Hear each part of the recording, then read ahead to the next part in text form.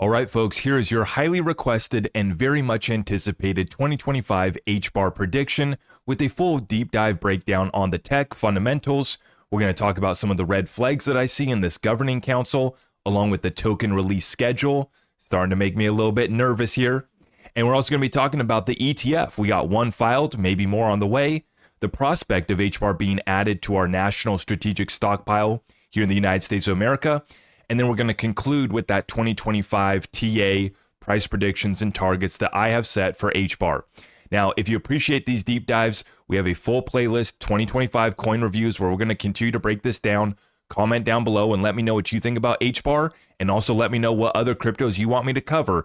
These do take a lot of work, so if you appreciate what we're doing, please make sure you're liking these videos, helping me out by sharing it out far and wide, and I encourage you to help me learn more. On a lot of these projects, I spend hours researching them for these deep dives in my preparation, and yet I still feel like I have so much to learn. So please let me know what I missed, what I got wrong, and please help me and update me. We're talking HBAR today. Where's it going? Now, the Hedera hashgraph technology is much more advanced than a typical blockchain. This is not proof of work or proof of stake. Similar to the XRP ledger, it's a different type of consensus, but it's running on a hashgraph technology. I'm not going to break it down here. On paper and theoretically, this should have way more throughput and the capability to handle way more TPS than a typical blockchain. And they're touting up to 10,000 transactions per second. Some talks of that even being scaled up to 100,000 transactions per second. But I was shocked to learn here today that the actual throughput right now, the activity on this chain right now, is 5 transactions per second. That's right, not 50, not 500, 5 TPS. I don't know if that's just because there's so little activity taking place on the chain. I don't know why. Somebody can let me know in the comments down below. But take a look here at this website. This is chainspec.app comparing Hedera and Polygon. And what you see right now is that the real-time TPS for HBAR is 5.54 transactions per second. Now, Polygon's at 38. You look at like the XRP ledger right now. Even the XRP ledger is not doing hundreds of TPS on a regular basis right now. When we do get some more activity picking up, it can go up to a few hundred TPS. And so it is normal here to be, 50 TPS, 100 TPS, but down to 5 TPS begs the question, who's actually using this hashgraph technology? Who's actually using this network? When I go back here, it shows us that, the Hedera max TPS being tracked at 3,000 transactions per second. So I don't know when that was, but at a certain point, they were able to track that. Now, the max theoretical down here is 10,000. And like I said, some folks even said this could potentially scale up to 100,000 TPS. So theoretically, on paper, this thing should be better than most blockchains, most proof of work or proof of stake systems. It's even should have more throughput than the XRP ledger potentially. But right now, what we're tracking is 5 TPS. So although this is very great, although this could scale up, right now we're just not seeing much activity. I don't know if this is necessarily a negative towards the tech. The tech does appear to be just fine. It just seems to be a lack of activity that's equating to this 5 TPS that's taking place right now. So the good news is that Hedera hashgraph is ready to scale up a lot more from here. But when are we going to see that? Another example of the lack of activity taking place right now would be on the DEX volumes. I'm going to show you here real quick the top Hedera hashgraph DEXs by 24-hour trading volume, and you only have a few. Saucer Swap has 90% of the market share. HBAR Suite down there has a little something going on, and then HeliSwap is also present, but really not doing too much down there. Now, we also only see 21 coins and 31 pairings here on the top DEX, Saucer Swap. So a small amount of tokens, very few amount of pairings, and then the 24-hour trading volume was 13 million. And that's down 44% in the past 24 hours. I'm recording this on February 5th, 2025, when the markets are down. But even if your volume was at 20 or 30 million, this is a very small amount compared to the top DEX, that we see on like Solana, moving 6 billion in the past 24 hours. Being down here at 13 million, 20 million, 30 million, we still have a ways to go, and I'd like to see a lot more activity when it comes to the HBAR DEX. Now, real briefly, I got to ask you guys how the experience of trading meme coins on Hedera has been. They do have a platform, and the reason why I bring this up is because the meme platform on the XRP ledger, First Ledger, actually helped us see an explosion of activity on our DEX, similar to Pump Fund, what that did for Solana. I mean, that's why Solana's up at 6 billion of daily volume on their DEX, is there's just a bunch of tokenized stupidity being traded. And so they do have a platform here on Hedera. It's memejob.fun. Here's the Twitter account right here for their platform. And I'm curious from you guys, any of you guys that have traded the memes on Hedera, are they popping over there? Have you guys been making money? What is the experience like? I'm hoping that you guys can answer this for me. You know, one of the things that I've done here is I've created a checklist for reviewing coins. And most people are going to focus on the fundamentals, focus on the tech, look at the TA. But one thing that has to be considered, especially on these momentum trades, is the memes and the culture, right? That's what really drives the community and can bring in more adoption. And so although the memes kind of seem stupid, especially when we're talking about utility cryptocurrencies like Hedera and big institutions potentially using this tech, and then you're talking about silly stuff taking place, but we've seen the benefit to the XRP ledger. We've seen how far this has taken Solana. I see that it's present on Hedera. So let me know in the comments down below what your experience has been trading the memes on Hedera. All right, now that we got the memes out of the way, let's get back to the fundamentals. And I want to focus on the team and this governing council, who's actually guiding this ship. So what we just got was an announcement on December 20th, 2024, right here at the end of the year, that we have a new CEO coming in on the HBAR Foundation. Now, the HBAR Foundation is also going to be changing its name to the Hedera Foundation going forward, but this new CEO is Charles Atkins. Charles comes from Polygon Labs and Aptos. Very impressive resume, good track record, and he is now being added on to the already impressive group in the Hedera Governing Council. We have a very impressive group of founders that really created this technology. And so from a fundamental basis, when you look at the team, when you look at the Governing Council, it's all there. But this brings me to my next point, which is the first red flag that I got to mention, which is this Governing Council. Now, the reason why this Governing Council is a red flag for me is not because of the list of names that are on it. That's very impressive. You love to see it. But the problem being is that their term is up for being on the Governing Council. And in the next 24 months, I've counted up to half of the Governing Council will be up to their time limit as far as how long they can serve on the council. The way that this works is that you can serve 2 consecutive terms. Each term is 3 years. So you have 6 years to serve on the Governing Council before you need to be replaced. And part of keeping the network kind of decentralized is, you know, that time limit. There's a reason why they put it there, term limits. We could use some term limits maybe in DC. But the problem here for Hedera is that in the next 24 months, we have some of the biggest names that were part of this Governing Council that are going to be forced to leave. And I don't know what the future entails for who's going to replace them, what their role is going to be going forward, or, you know, what are they going to do with their tokens? This is yet to be seen. But I counted up to nine of the Governing Council members are set to have their terms expire this year. There's actually a few that are coming up here in February, on February 19th. And so we track later in this year, in August, there's another group that are going to be set to, you know, have expiring term limits. And so the total for 2025 is 9 Governing Council members that's their time's going to be up. Next year in 2026, I'm counting 6 where their time's going to be up. This brings us to a total of 15 Governing Council members who are going to be out in the next 24 months. Now, the problem with this is that's nearly half of the current Governing Council. Here's the page right here on hedera.com/council. And you can see that this can be filled up to 39 members potentially. Right now we're at 31. And as I said, you have about half of this list, which will be gone in the next 24 months. Who's going to replace them? Now, hopefully they can get, you know, other big institutions to come on in and help run this Governing Council, but it's just an unknown. And an unknown in the investing world is a red flag.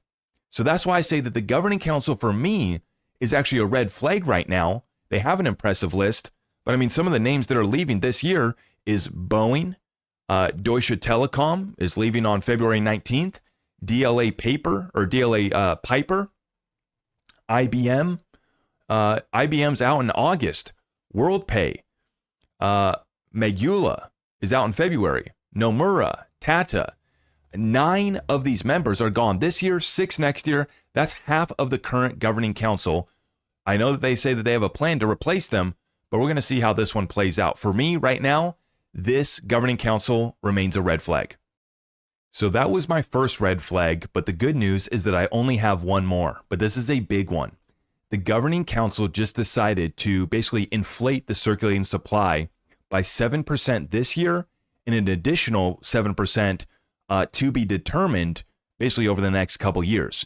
They've decided to give 7 billion HBAR tokens to the foundation, with half of that being distributed in just the first part of this year, 2025. So this year, we are going to see HBAR inflate by 7%. Take a look at this. This is originally agreed upon 7 billion to the HBAR Foundation. This was in connection with the leadership changes, but this is 7% of our overall supply. 50 billion total HBAR tokens, and we're going to inject 3.8 billion into the circulating supply this year, with the other half of that allocation to be determined. I don't know necessarily what the schedule is on that, but this brings me back to one of my biggest red flags for HBAR is that it's solely up to this governing council, which obviously is a diverse group, 31 members right now. They have a lot to replace, but they get to decide at a whim when they want to release these tokens. With this 7 billion allocation, they're basically doing half up front with the other half to be given over a period of time. So for that 7 billion, we know what the time release is on that.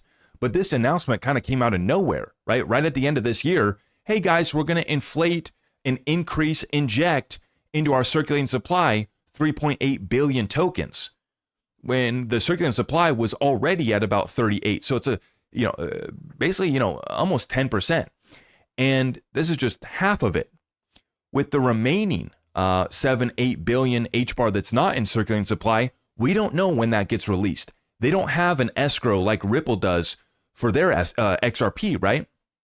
We don't have anything like that for HBAR, other than the governing council just gets to decide when they want to release more tokens.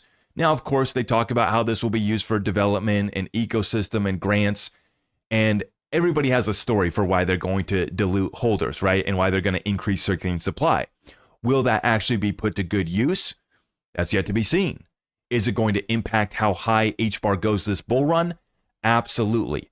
And until this gets set up or put in some sort of release schedule, some sort of escrow, this will continue to be a major red flag for me when it does come to HBAR. Now, I did look at a historical snapshot back in September of 2021 when HBAR went to its previous all-time high of about 55 cents, and the circulating supply of HBAR at that time was 9 billion. Now, compared to where we're at right now, we're going to be at 42 billion in 2025 for circulating supply. So you're talking about 4 times more than where we were at in 2021 when HBAR went to its previous all-time high. And if you look at just over basically the last couple years, what you see is this supply basically doubled. I mean, it's very dramatic, the amount of tokens that came into circulation for HBAR just since 2022, when we first crossed over 20 billion, to where we're at right now, crossing over 40 billion for the first time. And what is the plan? What is the schedule for the remaining 8 billion tokens that still aren't circulating? Massive red flag and a big hindrance to where HBAR is going to go this bull run, I'm afraid to say. All right, now that we got that out of the way, red flags are never fun, but we have to address it. We're trying to save your bags, and now it's time for us to get bullish. So the main reason I think that institutions are excited about HBAR is because of the enterprise-grade applications that can be built out using this technology, and clearly it has a lot of room to scale. ETFs are now present. We see one has been filed by Canary Capital, and there's actually talk of even more on the way. So Mark Chadwick on X shared this post. The road to an HBAR ETF is being paved as we speak. In November 2024, Canary Capital filed for a spot HBAR ETF. And then we had Grayscale announcing that they are considering an HBAR ETF, further opening the door. Yep, we want to see that confirmation though. And then we have HBAR's inclusion on Coinbase Prime means it's now accessible to institutional investors, boosting its liquidity and visibility. Now, furthermore, we did see that Coinbase also filing to list Solana and Hedera futures on its derivatives trading platform. So more futures, Coinbase Prime, ETFs, more ETFs potentially on the way. I think you're going to see more basket ETFs that also include Hedera. I was a little disappointed. Valkyrie actually just came forward. It was Van Eck that came forward yesterday, and they announced their new Mega 10 crypto index that included the top 10 cryptocurrencies from America. And XRP was about half of that allocation, but HBAR was nowhere to be seen. But it didn't get included in that fund. I don't think it's going to stop HBAR from being included in other basket ETFs. And so basically this institutional liquidity that's going to come in from the ETFs, we saw the benefit that it gave Bitcoin. It's taken Bitcoin about 50-60% past its previous all-time high. That's not, exclusively from the ETFs, but the ETFs definitely helped that process play out. And so I think that you're going to see something similar on HBAR, XRP, some of these utility cryptocurrencies, is that when the ETFs go live, the institutions are going to be bringing in a lot of liquidity, and that's going to see these assets go to, not just their previous all-time high, but past their previous all-time high. And this is why I say that I still remain very bullish on HBAR, and it appears that the institutions are very bullish on HBAR as well. Now, we love to see that the institutions are showing interest in HBAR, but what about the idea here, this strategic stockpile for the United States of America? Does HBAR have a place in it? I think that it could. I think that the enterprise applications that can be built on this are tremendous and bring a good reason for it to be included in the stockpile. The other thing is that it is an American-based company. A lot of American resources and developers within the ecosystem are based here. And I think that if Hedera leans into this, setting up shop in DC like we're seeing other platforms do, that they could at least be in the conversation. And that's enough to pump the price. Whether or not it ends up actually being in the strategic stockpile, that's another thing. And I may maybe flip a coin on that one on a 50-50. We'll see how open this ends up being. But as it stands right now, they're perfectly positioned. Go set up shop in DC, American-based, great use case and utility. And funny enough, we actually saw Elon Musk saying today that we should move all of the United States Treasury onto blockchain per Forbes. Now, sliding on over, Hedera responds, and they say tracking U.S. government spending with blockchain is probably simpler when the blockchain you use has fees pegged to U.S. dollars. Why overcomplicate things? Hedera provides exactly that, and they tag Doge. And this is actually put out yesterday before Elon even put out this tweet. So Hedera putting themselves in the conversation. I love to see it. I love the fact that we are talking about moving our treasury and we're cutting and slashing at our government. I love to see that. And putting this on blockchain, we need to do it. And we're actually seeing open collaboration right now as Hedera just got integrated into NVIDIA and Intel chips for programming new LLMs. And so here's a shot right now.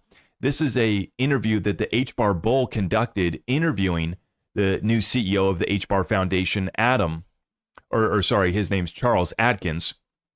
And what you see right here is that HBAR is being used. Registration on the Hedera Consensus Service provides time-stamped, immutable records of each attestation that are rapid and affordable. Records are distributed across an open-source public network of enterprise-grade validators governed by the world's leading enterprises.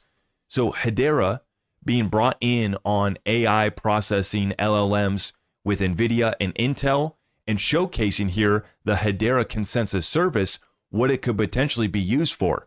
The reason why I love this is because you can go to Doge, you can go to President Trump and say, hey, you can go to the AI crypto czar and say, hey, we're being integrated within AI, and we're being integrated and used for basically time-stamping, recording, and documentation in programming AI models.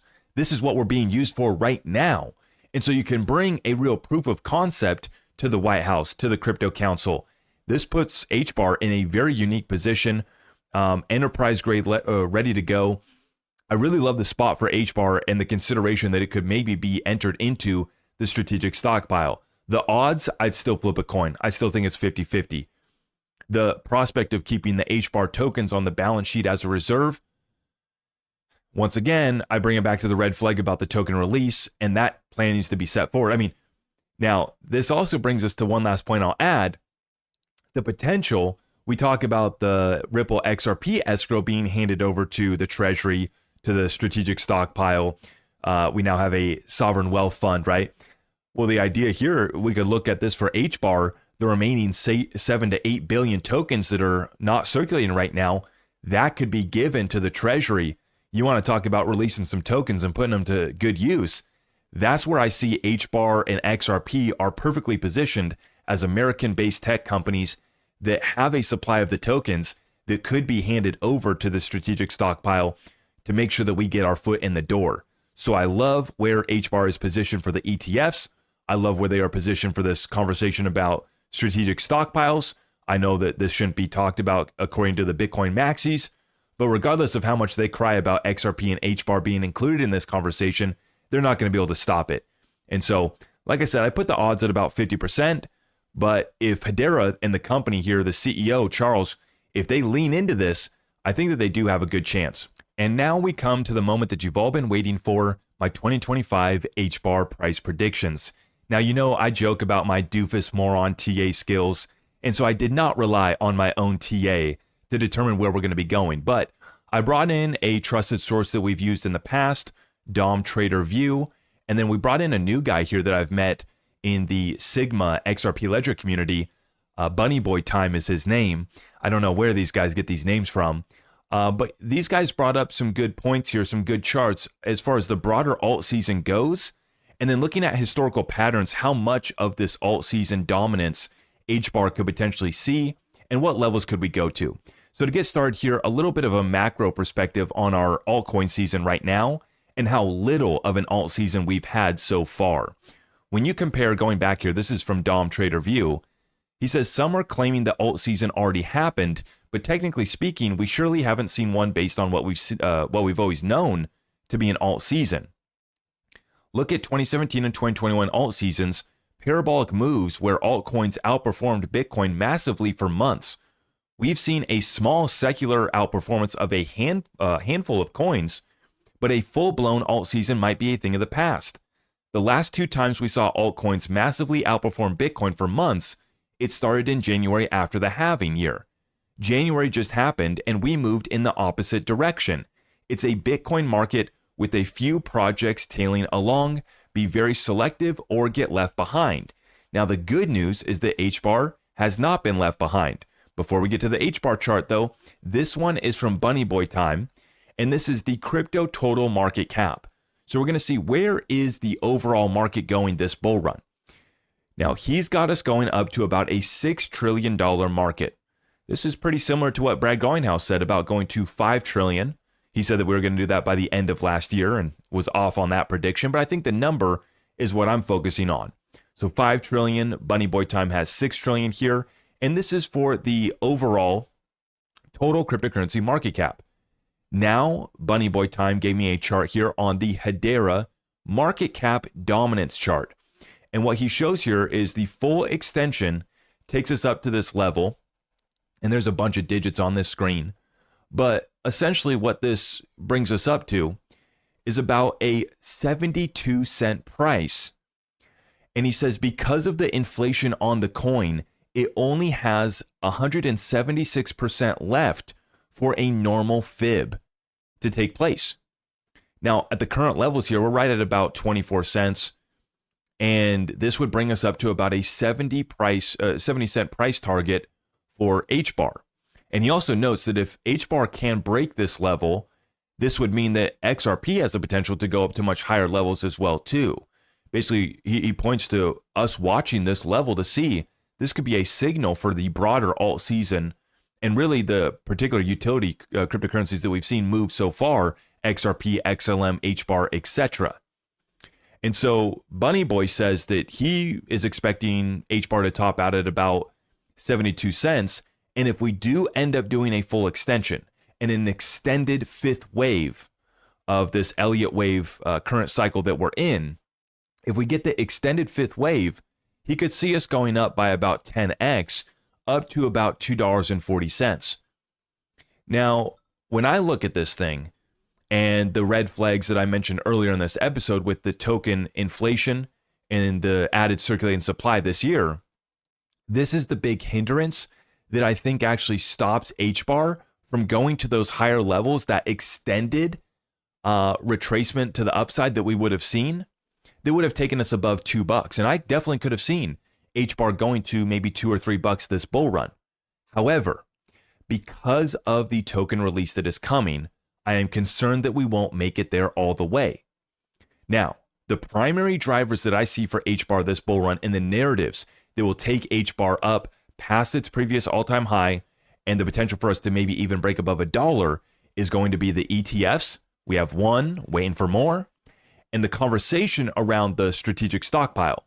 Now, let's be clear. We don't actually need to make it into a strategic stockpile. It just needs to be talked about. Remember, narratives and attention is what is driving these markets right now. And so between the ETFs and this narrative about us becoming in the, entering into the stockpile, this is what I believe could take us past that 72 cent, 70 cents to $1 level and could actually take us up further. And that's what it would take for us to see an extension on that fifth wave.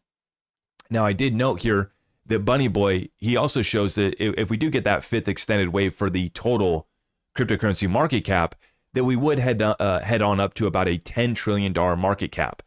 So if the overall market does extend up to about 10 trillion, that would present the environment for HBAR and other altcoins to extend up higher as well.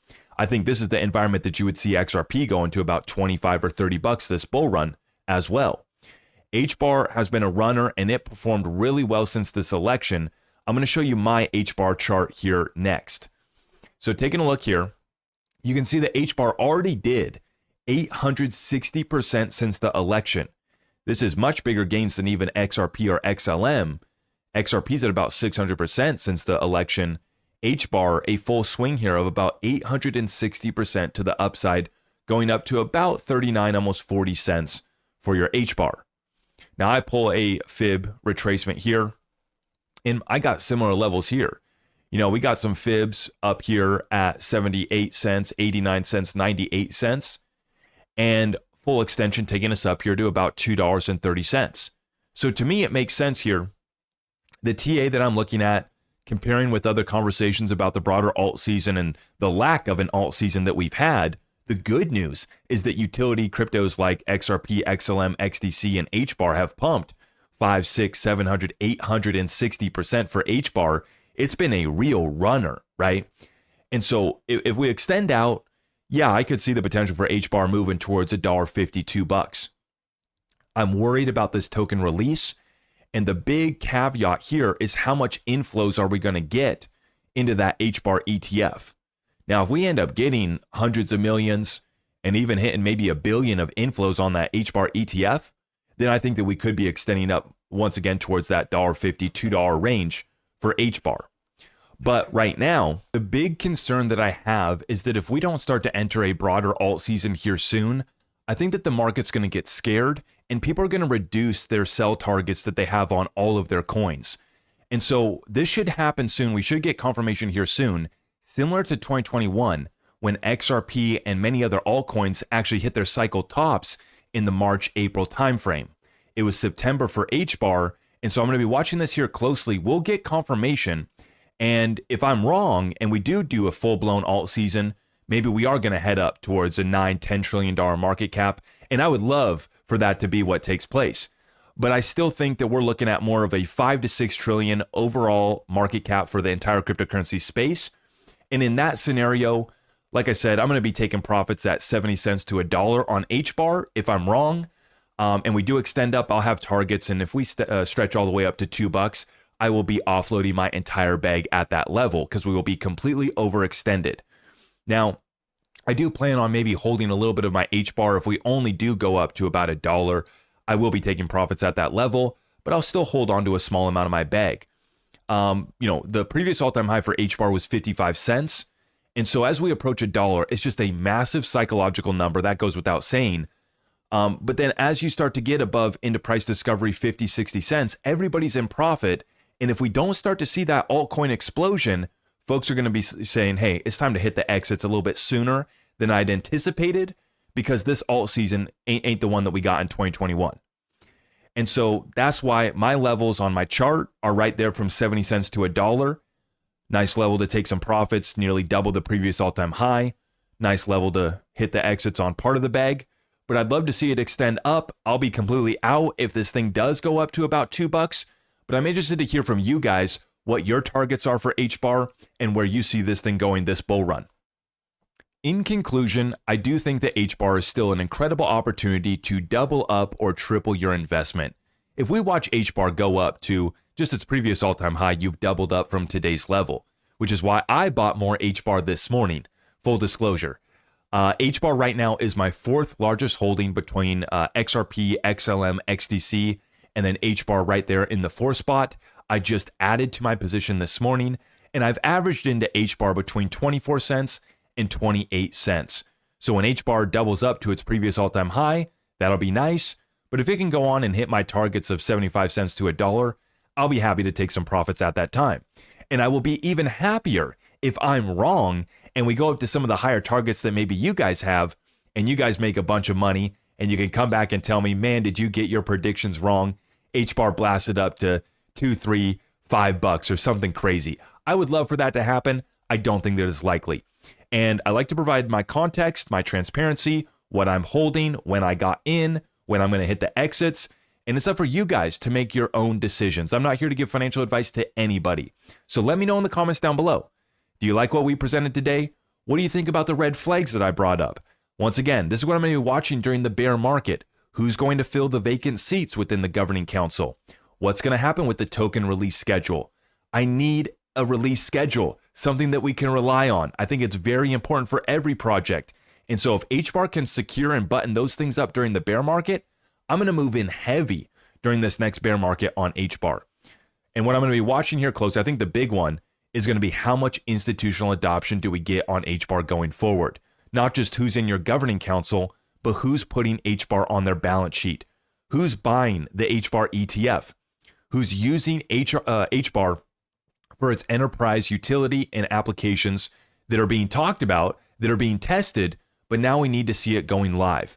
I think that the HBAR community deserves some more answers. We want to see some more developments this year, but I'm interested to hear from you guys. What's your 2025 HBAR price prediction? Is this a long-term hold for you? And what do you want to see addressed and answered by HBAR, the foundation, and the governing council over the course of this next year? I appreciate you guys for stopping by. I really hope that you guys like these updates that we've been dropping. I got a full playlist here, 2025 coin reviews. So make sure you check out some of the other ones that we've done. More are on the way. Feel free to drop your suggestions down below. And if you like what we're doing here, make sure you like this video, hit that subscribe notification bell so you don't miss any more of our updates. And all of my community resources are available at zachrector.com. Have a great day, and God bless you all. I am your host, Zach Rector. I really appreciate all of the love and support. If you want to support the channel, just remember that you can start by smashing that thumbs up for me, sharing this content far and wide, and everything else is at my website.